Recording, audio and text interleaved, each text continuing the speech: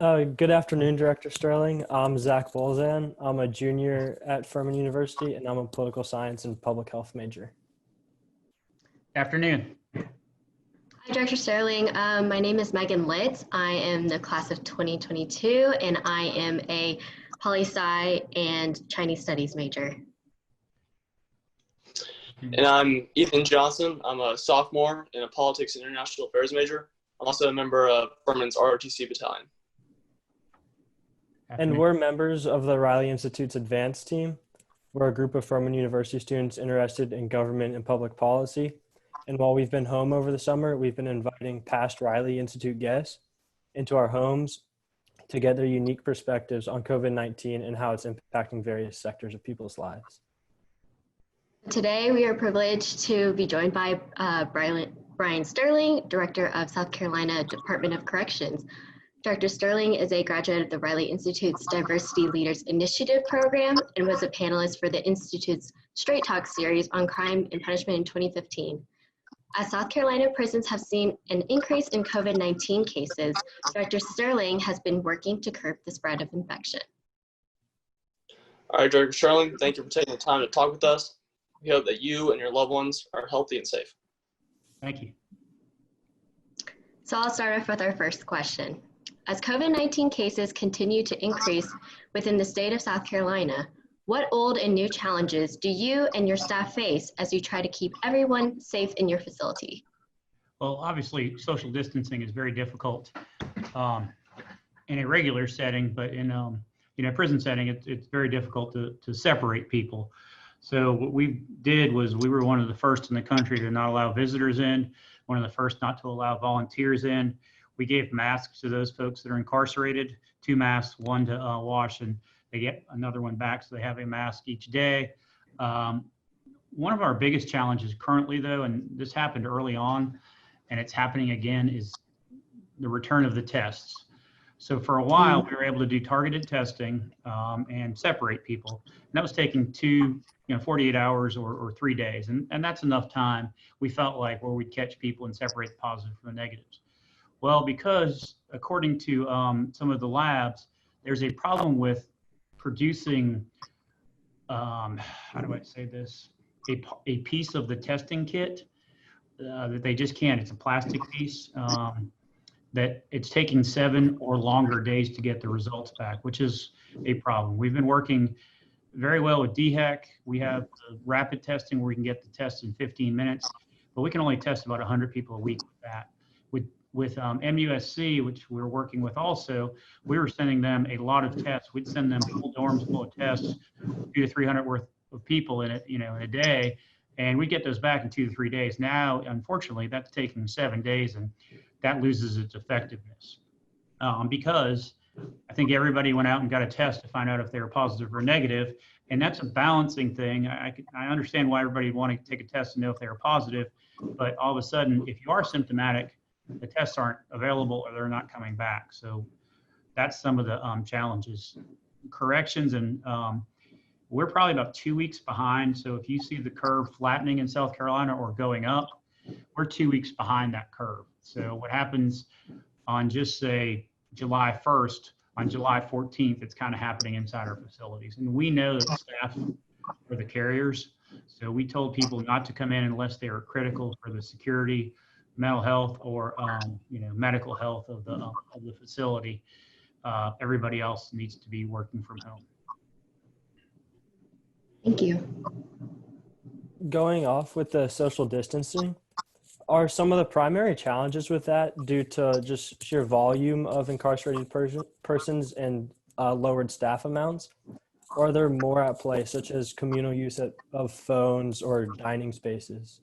So there's more at play. I mean, we're actually, I think we're at 80% capacity or 85%. We're really down, and we've closed 7 prisons in South Carolina. So we try to stagger the cafeteria stuff. So if one dorm they all live together, they go try to clean it out and then send the next dorm, or we try to feed in the dorms if we can. But some of the bathrooms and some of the showers and things of that nature at like Tiger River, they foolishly in the 80s built a prison, but they decided not to put toilets sinks or showers in the rooms. Now, most places don't have showers, but the toilets and sinks. So they put money into cells that you cannot lock because the men have to go out and use the facilities at night and things of that nature. So that's where a lot of the spread is probably happening at that facility. I think also one of the things that is my theory on this, because we have a facility that, we've locked it down and we're not letting people move around, and it's still spreading, and it's not spreading necessarily from roommate to roommate. That's happening, or cellmate to cellmate. It can spread from just say you have a row, I'll just say 1 to 10 cells, and a cell is down the left, and then the one all the way to the right gets it. I think it's moving around the air conditioning system also. That's why I think we're seeing the Northeast kind of peak out a little bit or go down, and the Southeast, Arizona, California, Florida are kind of going up, because I think about it, in the spring, the heat was on, so that was up north, that was moving it around. Down here, we had a very, very nice spring. Not a lot of people were using air conditioning or heat at that time, so it didn't really rise up. Now, if you look at it, when the AC came on in South Carolina and other places, it started to spike. And I don't know if you've noticed, but Massachusetts recently just kind of put a stop to phase 3 because their numbers started going up. Well, if you think about what happened in Massachusetts last week, they had a heat wave and people had their air conditioning on. So all of a sudden they're seeing a spike. I think it's moving around in the air and the air conditioning systems. And I know there's answers for that. They're very expensive answers, filters and ultraviolet lighting to put in the air conditioning returns and in the vents, but that I think would kill it. So that's a long answer to a short question, but it's very difficult, and we do everything we can. I mean, we are working, I'll just tell y'all, we're exhausted in corrections. I know everybody's exhausted by this, but my staff is working so hard to protect people, and there's only so much you can do. So I actually have a question about the discrepancies between the Northeast and the Southeast related to COVID. So some cities in the Northeast experiencing large COVID-19 outbreaks released inmates who were sentenced for low-level crimes. Now that the virus is more prevalent in the southern states, do you see the South Carolina Department of Corrections following suit in an effort to relieve pressure on prison staff or slow the spread among inmates? So there's no ability in the law for us to do that. We cannot just release people. There's a small group that we could, but there's no ability overall in the law for us to that would allow us to release people. A judge in South Carolina sentences someone, and I'll just be honest with you. Low-level crimes, you don't get to the Department of Corrections for a low-level crime. It takes a lot to be sentenced to the Department of Corrections. You hear this whole thing about one person, they were sentenced to 10 years for marijuana, a joint or something like that. But you kind of have to dig around behind the story and find out what else happened. I've just not seen that. And the South Carolina Department of Corrections, 2010, we passed sentencing reform, criminal justice reform is being called now. So we closed 7 prisons, and those are all low-level prisons. We have, it used to be 60% nonviolent, 40% violent. It is now flipped, and it's 60 or more violent. And the nonviolent, as it's statutorily defined, we do have those folks, but we have very few level 1 minimum security prisons right now that we would be able to look at, but the law doesn't allow us, so we can't go down that path.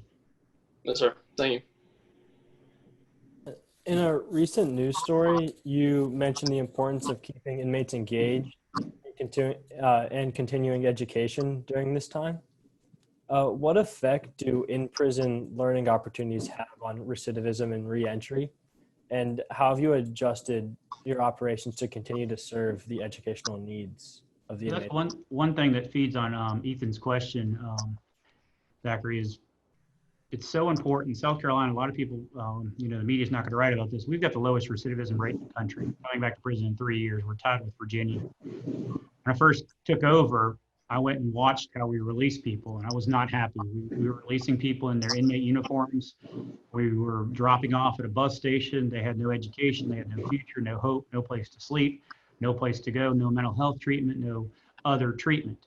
So we have completely turned that on its head, and we do all that before people leave. We actually have a 2-year program at Lieber Correctional for our maximum security folks that they go through before they leave.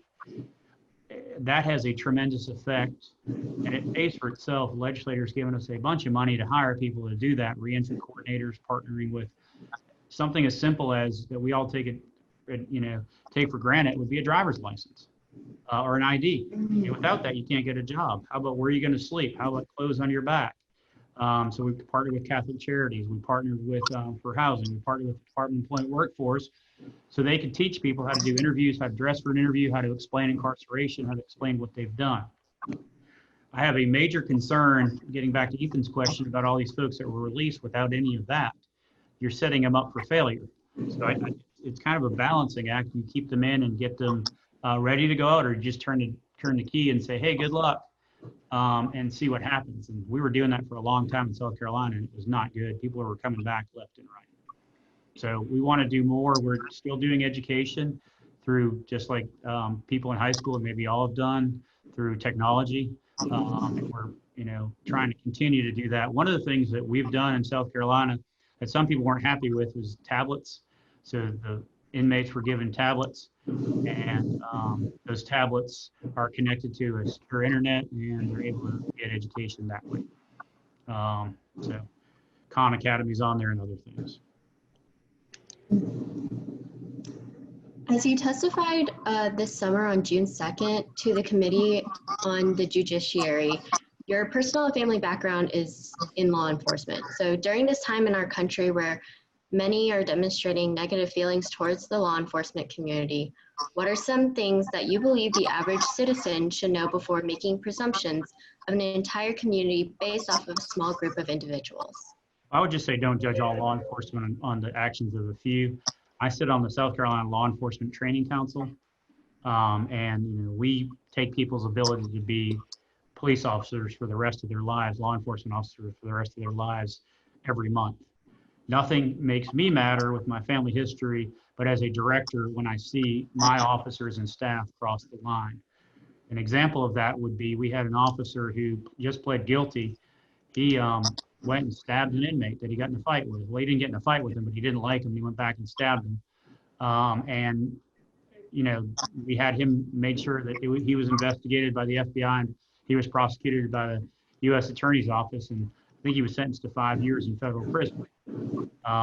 So most good law enforcement folks, or all good law enforcement folks, do not like to see bad law enforcement folks. I've testified in our oversight hearings that law enforcement should be held to a higher standard. So if they cross the line, they should be held to a higher standard, and there should be stiffer penalties for when law enforcement crosses the line.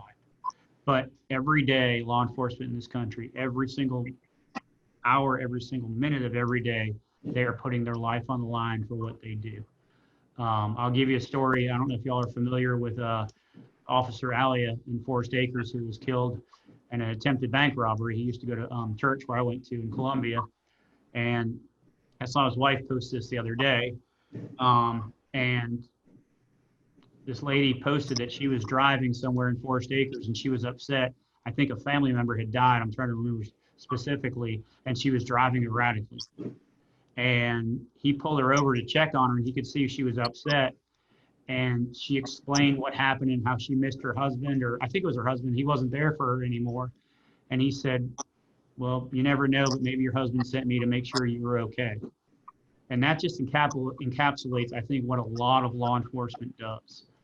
The media likes to take the one thing and blow it up, and it doesn't really represent all of law enforcement. But law enforcement, when people cross the line and break the law, really do not like that. I mean, it makes me angry when I see it. I mean, it's just very disturbing, and they need to be held to a higher standard, I think, and prosecuted if they broke the law. Thank you. And I'll tell you this, one other thing, because I talked with Senator Scott's office about law enforcement. Law enforcement sees a lot of trauma. If you think about it, so there's a high-speed chase, and you're chasing someone at 100 miles an hour through the streets, and they almost kill 4 or 5 people, and then they crash the car and maybe hit someone. I watched Live PD one time where that happened. It's very hard to separate yourself and bring yourself down at that point in time. because you're so angry at that person for jeopardizing and being just completely selfish, jeopardizing all those people's lives that they could have killed, including their own and the law enforcement officers. So you have to be a special type of person to calm down and, you know, and not take out your anger or aggression on the person, number one. But they see, my grandfather, I remember, used to always call the house whenever he saw a dead baby when I was a baby to check on me. They see a lot of bad. They see the worst in humanity. I've seen the worst in humanity. And I think it's something that people need to remember. There needs to be more mental health availability for law enforcement officers. There also needs to be, and we're going to train all our officers in crisis prevention training to de-escalate a situation. And I'll give you an example of where that happened for me. I went to church Christmas mass that the bishop came up from Charleston, and somebody said, hey, you need to go check this dorm out. And went to a prison. It was one of our level 3s, our maximum security prisons. And I went in there and someone said something to me and I said, hey, come on down here and talk to me, you know, face to face. And they came down like a stack of bricks. And it was me and, you know, an officer who's, I'm not that big, but half my size. And I was like, oh boy, this is going to be tough to explain to my wife. And he came up to me and he was huffing and puffing. And there's a certain little bit of bravado that he had to show to the other folks that were incarcerated. And I stuck my hand out. I wouldn't do that today, obviously, with coronavirus, but I stuck my hand out. Sounds weird to say. And I introduced myself and I said, hey, I'm Bryan Stirling, I live in Columbia. This is what I do. I said, what's your name? And where are you from? And he said, my name is such and such, and I'm from here. And I said, well, let me ask you before we talk, what are you doing to better yourself? Are you in school? Are you getting this, that, and the other? And literally, he just took a deep breath and like calmed down. And I talked to him. He was asking about 85%. I'm sure y'all have seen him trying to drop that to 65%. And I talked to him about 10 minutes and I gave him all the information. I was straight up and I said, I don't think it's going to pass. I don't think it's going to make it. And that was 4 or 5 years ago and it still hasn't. And I said, but I'll tell you what, I'll bring you the law back so you can study it and look at it. I'll bring you a piece of paper with the law on it and you can look at it. And like, I shook his hand again. And when he was done, he patted me on the shoulder and he's like, thanks, man. I really appreciate that. That's de-escalating a situation. And I turned around and there were probably 80 people, offenders behind me. You know, and I was just like, well, I'm glad that went well. But, you know, every time I go in there now, he comes up and talks to me because it's mutual and it's mutual respect. He was nice to me. He had a legitimate question. I spent the time with him. I answered him, but I also asked him about him and his family. And you know, there was a personal thing. I could have been dismissive. I could have been completely different. And I think sometimes that happens. And, you know, everybody just wants to be respected until you don't respect that person. And then it's kind of, law enforcement has to take it a little bit differently at that point in time. But I do think the de-escalation training is key. I think mental health training for law enforcement, because they see a lot of trauma. I mean, just a lot of trauma. So. Thank you. All right, Director Stirling, we really appreciate your insight and time. Thank you for joining us today, and take care. All right, good luck. Happy graduation when y'all graduate in a couple years. Thank y'all very much.